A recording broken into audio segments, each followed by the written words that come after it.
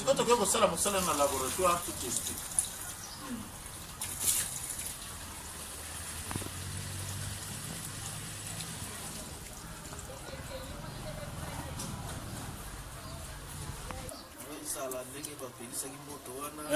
Il a fallu.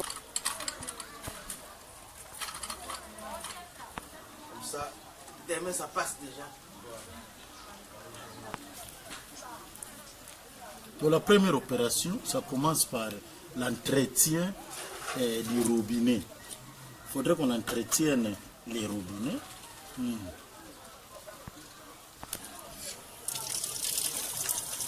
Après avoir entretenu les robinets,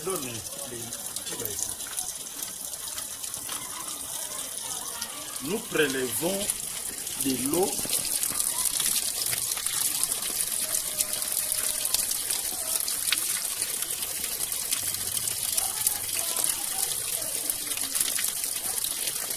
donc 10 millilitres pour tester les chlores libres. Nous allons maintenant tester les chlores libres.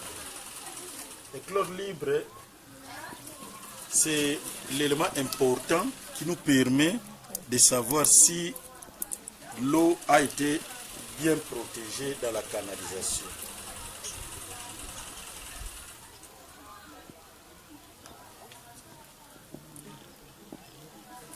Les comprimés là, c'est le DPD numéro 1. Diamine phényldietyl. DPD numéro 1 pour tester les chlores libres. Les chlores libres, qu'est-ce que signifie chlore libre? Parce que pour traiter de l'eau, il y a beaucoup d'étapes. On commence d'abord par clarifier de l'eau et puis, après avoir clarifié, il faut désinfecter. Alors maintenant, pour désinfecter, nous utilisons le chlore. Le chlore, c'est les produits chimiques qui nous aident à éliminer tous les microbes. Mais après avoir éliminé les microbes au niveau de l'usine, il faudrait avoir les réserves comme, sous forme de bonus.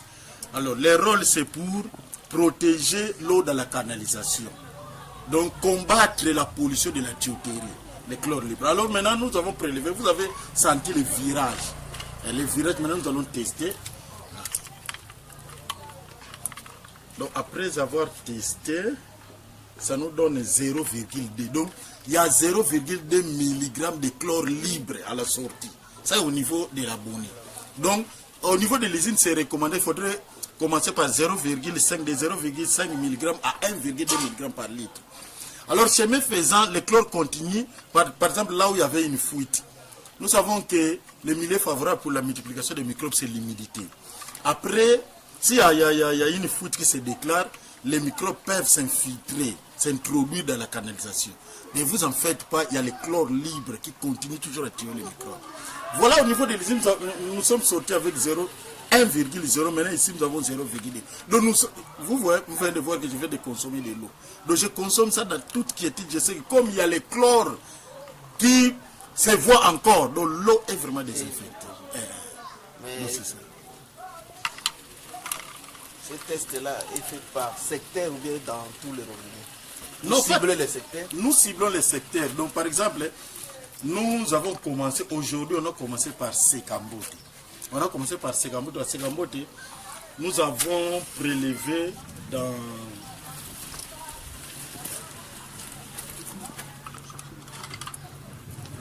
On va continuer avec les explications, mais nous sommes en train de flamber, de stériliser les milliers. Stériliser les milliers, parce que si vous ne stérilisez pas les milliers, vous pouvez récupérer de l'eau qui était saine, mais contaminée par l'environnement.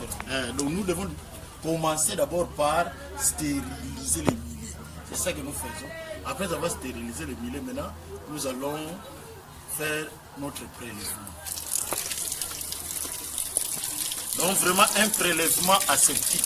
Amène-moi.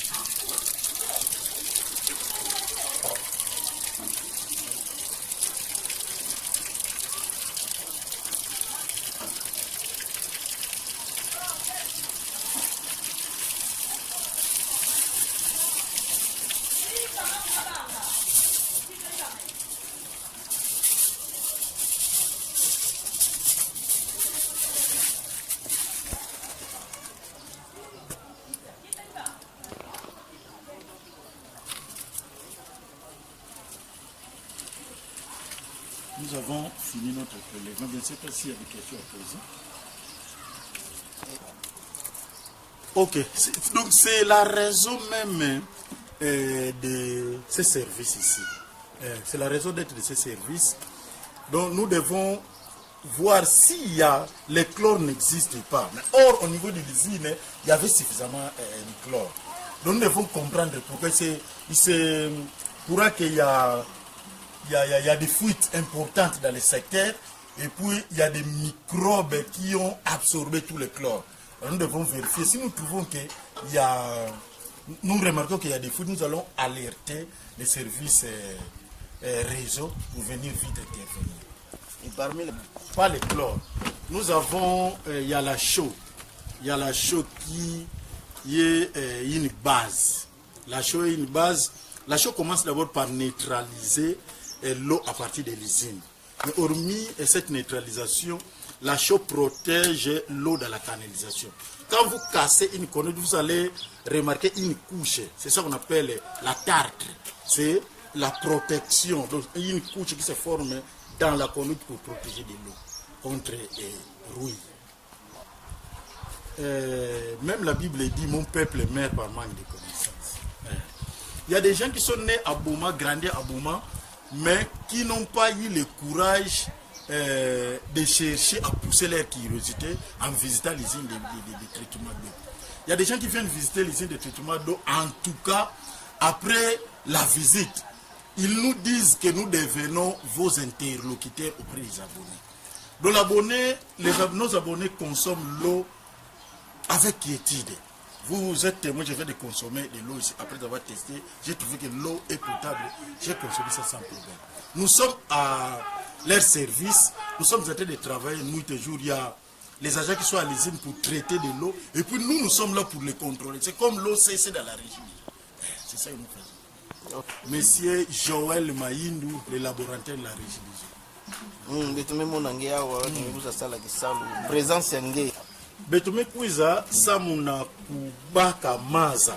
Ina benbeki na kunwa, sa betu nata yao na izini kuna na laboratoire, sa betu kwenda fiongonu na yao. Betu kwenda tala kaneki ya mboto biaki ya mboto. Yao kisale kumuza sala. Betume ngakuma na kisika diambo atete betuke talaga betuke zola betu zaba kana chlore libre kele na maza. Sam elema ina ke zabisaka bitu kana maza ke ya mboto be ke mboto ya ntete ke mingi me ntete ke vanda chlore libre. Sam chlore ya ondeke kufua ba microbe.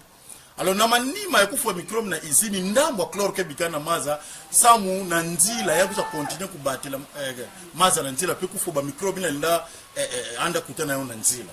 Alors il y a betuke talaka betuke ya tete betuke tu metala betuke tu la comprimer tu talaka na chlore ke na kumonika.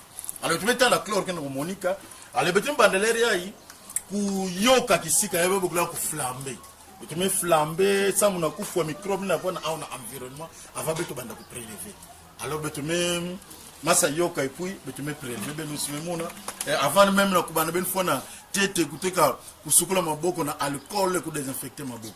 Yao kusala tumsa doki salo mosi ya mfunu yake samu ngema salo na mayeleve ngele ndaka nsaki microbe kena mazo mais or microbe ngeme loko te na environnement ya bitiki ça te faut benteka stériliser environnement avant bena prélever kena kulomba na ba abonné ba kunwa maza na kubanga ve kutokisa maza ve kubuela pe bankisi ve na maza kunwa maza parce que mika tokisa maza ngeme bebisa yao régie de nous kusala kisalo na usine ku traiter maza tout la bankisi après beto lena laboratoire betike sala kisalo ku contrôler ba yina kena ku traiter do ba kunwa maza ba banga ba kunwa maza ba tokisa maza ba bola pe bakiti ba kunwa maza fato mume ka to nuna yao na meso be na unange présence ya ba produit yankaka ba yina ke tulaka na maza yina ke bebisaka ya ke bebisaka maza samu beto er betike traiter ke betuke landa ka ba norme ya OMS.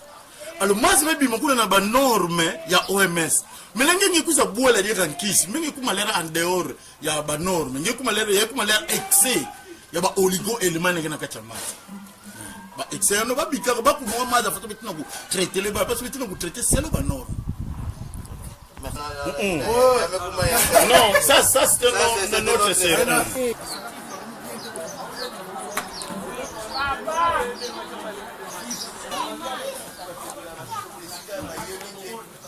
Cette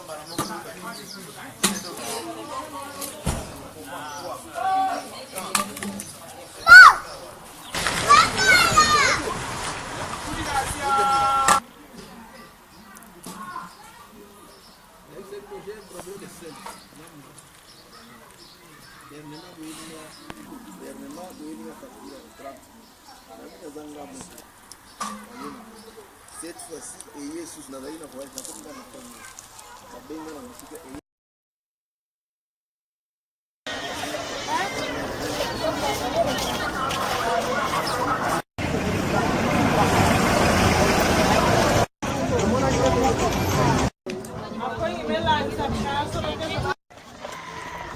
bon tout ça bien propre mingi te ba okina mango la tango mais faut ce que ça ce qu'on a ni na qualité moko ke a rola tango pour disposer ba ni ba mibalité donc pour mibali ba la l'aise ke azala te ko azagité era moni au dessiner nzoto ba souffetima en tout cas ça bien bien mingi te pour ya mwana peut so baby ça ke mibali mususu lelo atali kaka bongo tika joyeux à la joie sakanelio atiki yo pour na ba côté man ça bien propre mingi te internet na bana po ngapi la zala bana basi na opesa conseil na bana en tout cas faut lata propre faut lata classique ozo lata mobile po ezate ka mobile fa joyeux faut lata non ba kola wana faut lata ba haute taille et la kisi ba kale sauter libale e la rande ngwana te mususu ko les appelle li puta na libale ye mususu pe ko zala onde ngwa mais pas tellement ko linga te ko disposer alors ba zala kaka propre ba se comporter bien ba lata kitoko na ndenge ke muta za ko lata mutatali aluli asepeli a féliciter que olati bien ke mutu ke ayima mo leki mutayimi meza malamu te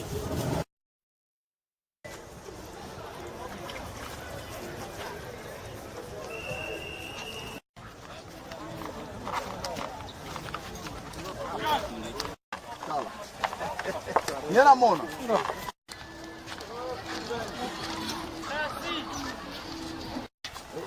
Oya nga kutu vraiment oya yo kutu faux. Tala yango. Tala.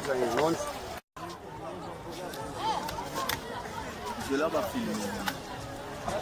Mune ko ya ba reta. Kitana yo yipsa na.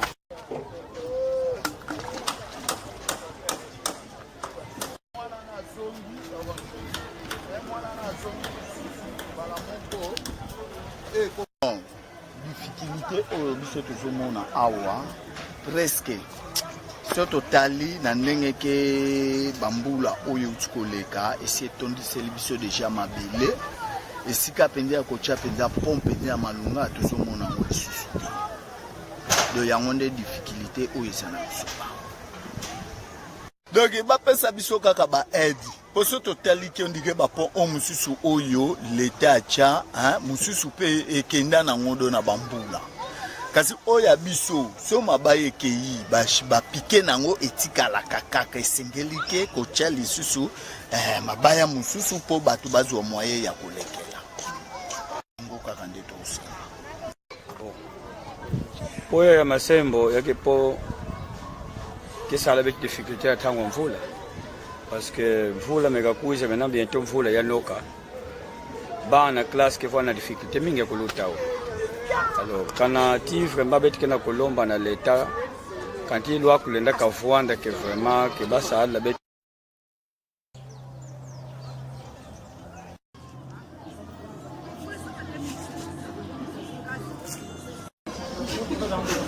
rouge à lèvres, on va mettre ma salle, on va gagner mon la messe rouge à lèvres. Il y avait une salle, une noinette, une douve, il y a la salle de pied. Moi, je suis un conseil, pas mal à faire ça rouge à lèvres, mais il faut pas ça, ni me dire que ça la rouge à lèvres. Mais ça la rouge à lèvres, ça me fait zona mingi. Muke mona ke herme yo bila ata muke muse maquiller encore avec rouge à lèvres en tout cas faut musala po et que ça la mu bien en bébé ya muke sepela kana mutu na ke sala rouge en tout cas muke sepela kana yani mais faut que ça ba rouge poisson que ça dit là ya faut que ça ba rouge que vona pena po ya ke sepela mutu ba avec n'importe rouge ngeme ba ngeme tula na nini ke tula ba mauve na nini rouge que rouge bordeaux kele rouge ya clair pe kele ba rouge ke mingi bayanka bakena tula ba rouge ya mabele na elungi nge tula babima mabele na elungi neti mutu mekufu menge mutu kena vuve ngena tula rouge sana nini isam na beauté yange neti na munu muge sepela ka mingi mumeka yobila ntoka fo mutula rouge sans rouge na muyeke simba